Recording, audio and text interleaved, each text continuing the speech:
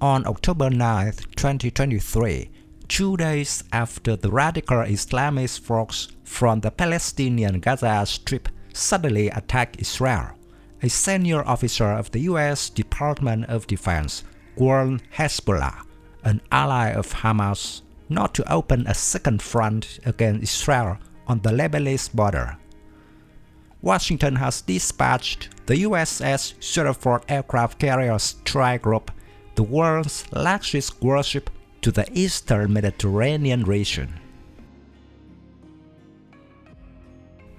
In 2006, a war broke out between Israel and Hezbollah, leaving more than 1,200 people dead in the Lebanese side, most of them civilians, and 160 people died on the Israeli side, mostly soldiers. Now everyone is worried that another conflict will break out. The risk of Hezbollah being drawn into the conflict between Palestine and Israel is entirely possible. By the way, let's learn about this radical Muslim force. Rising to power during the Lebanon War in the 1980s, the Lebanese political party and militia Hezbollah was formed as a resistance group in Shiite majority southern Lebanon at the time of Israeli military occupation. The militia gained its first combat experience carrying out multiple attacks on Israeli forces within southern Lebanon, and is alleged to have also supported a strike on U.S. forces in the country, which killed 241 Marines and 58 French paratroopers. After Israel's withdrawal in mid-2000, Hezbollah was significantly more free to increase its military capabilities with support from Iran, Syria, and North Korea. Fighting with North Korean influence tactics, Hezbollah also benefited extensively from support from Korean specialists in the early 2000s, who oversaw the construction of a vast network of underground tunnels, bunkers, and other military facilities stretching for kilometers across southern Lebanon.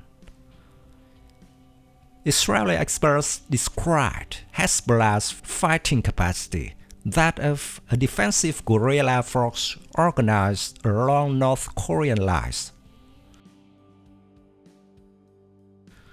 According to Military Watch magazine, the network closely resembled that on the northern side of the inter-Korean demilitarized zone, with command bunkers constructed to a depth of 40 meters, using poured concrete, making them effectively vulnerable to Israeli strikes. The region south of the Little River alone was thought to have over 600 ammunition and weapons bunkers, 8 or more meters underground, with hundreds more across the wider region, which made an assault on Hezbollah particularly challenging for Israel. The year 2006 marked a significant development for Hezbollah with a 34-day war with Israel. Israel suffered the first and to this day only defeat in its history.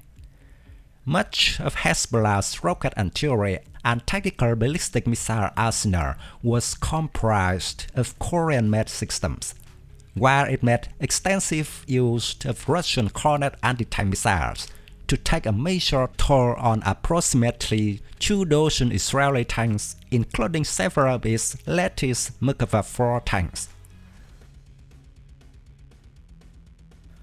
Continuing to bolster its strength in the aftermath, Hezbollah would less than 6 years later begin military operations on Syrian soil in support of Syrian Arab Army in the face of attacks by Western and Turkish-backed insurgent groups, the majority of which were Sunni Islamic forces, which targeted the Shiite and Christian minorities.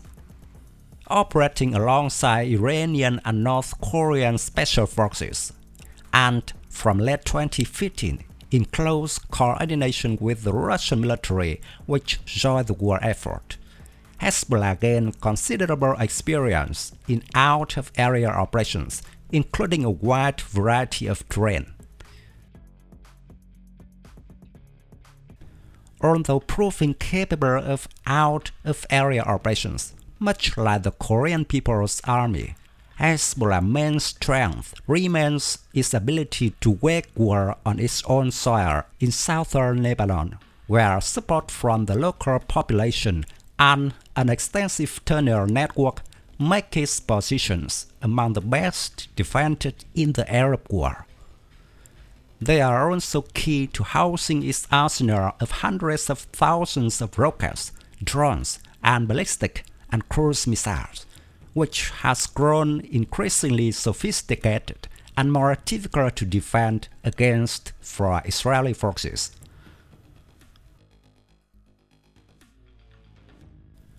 Hezbollah is considered by far the world's most powerful non-state military force today, with assessments of its capabilities consistently pointing to a high degree of discipline and effective command and control, significantly surpassing levels seen in Arab armies, which Israel faced during the Cold War. While Hamas follows the Sunni Muslim sect, Hezbollah follows the Shia sect.